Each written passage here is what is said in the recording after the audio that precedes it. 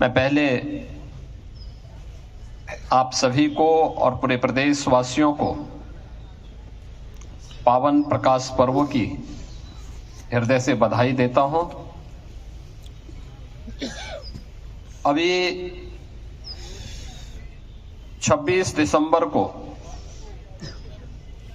और 27 दिसंबर को पूरे देश ने साहबजादा दिवस के साथ जुड़ करके गुरु गोविंद सिंह जी महाराज के चार साहबजादों के प्रति अपनी श्रद्धा को व्यक्त करते हुए उन्हें उनकी स्मृतियों को नमन किया। बाबा अजीत सिंह, बाबा जुझार सिंह, बाबा जोरावर सिंह और बाबा फतेह सिंह की शहादत के साथ ही माता गुजरी के प्रति श्रद्धा को व्यक्त करते हुए हम लोगों ने पूरे देश को देखा।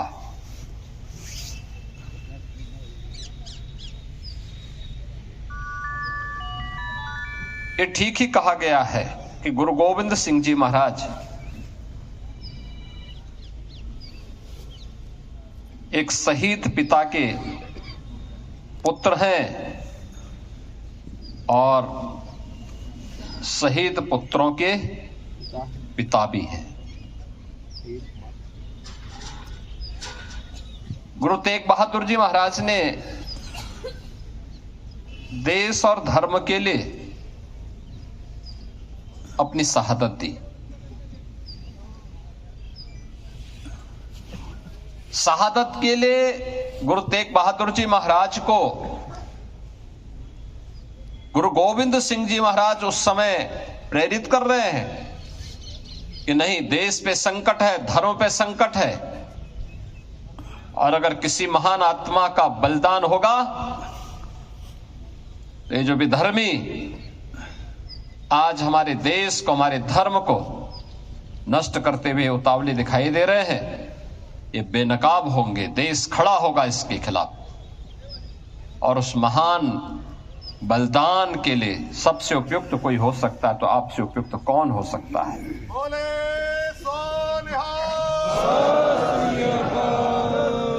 और इसीलिए कहा गया है गुरु तेग बहादुर जी महाराज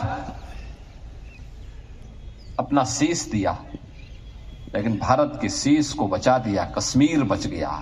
कश्मीर भारत का हिस्सा है, आज भी है।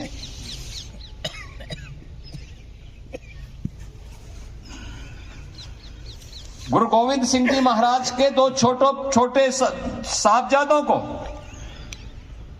बाबा जोरावर सिंह और बाबा फतेह सिंह को,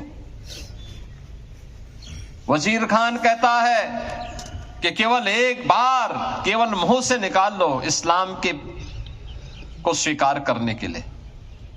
उन्होंने कहा नहीं, ये नहीं हो सकता, और उन्हें जीवित ही दीवारों में चिन दिया गया।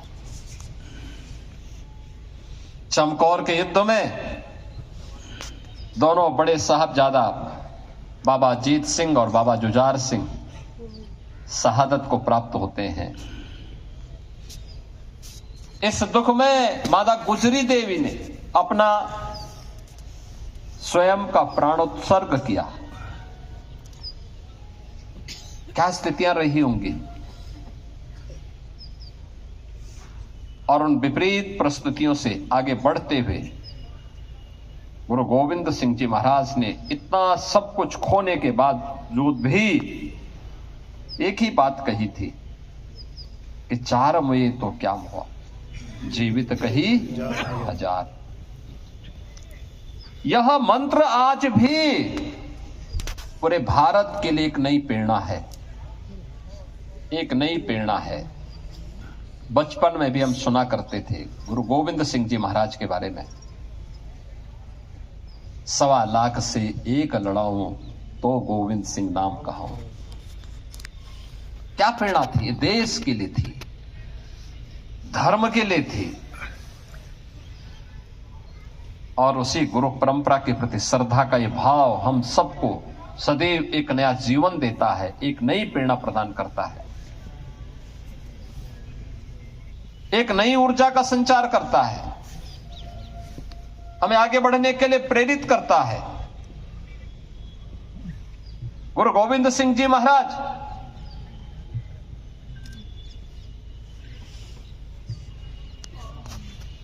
खालसा पंथ की स्थापना जाति भेद को, छुआछूत की भावना को सर्वथा समाप्त करने के उद्देश्य से उन्होंने की थी।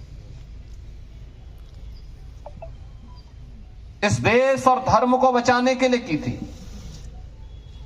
सकल जगत में खालसा पंथ गाजे, जगे धर्म हिंदू सकल भंड भाजे का उद्घोष करके उस समय की विधर्मी ताकतों को उन्होंने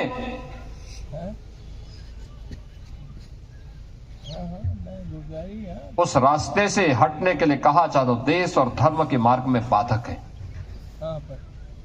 और इसीलिए हम लोग आज भी कहते हैं, बार बार इस बात को कहते हैं, याद करना सिख गुरुओं ने जो परंपरा डाली, गुरु नानक देव जी से लेकर के गुरु अर्जुन देव जी से लेकर के गुरु तेग बहादुर जी महाराज और गुरु गोविंद सिंह जी महाराज तक सिख गुरुओं का ये गौरवशाली इतिहास एक नई प्रेरणा प्रदान कर रहा है। हम सबको एक नई प्रेरणा प्रदान कर रहा है। गुरु गोविंद सिंह जी महाराज के कवि विचित्र नाटक को एक बार अध्ययन तो करो, पता लगेगा कैसा दिव्य महापुरुष था, जो अपने पूर्व जन्मों के बारे में भी अवगत करा रहा है, उन सभी स्थितियों के बारे में हम सबको अवगत करा रहा है, जिनको देख करके रोंगटे खड़े होते हैं।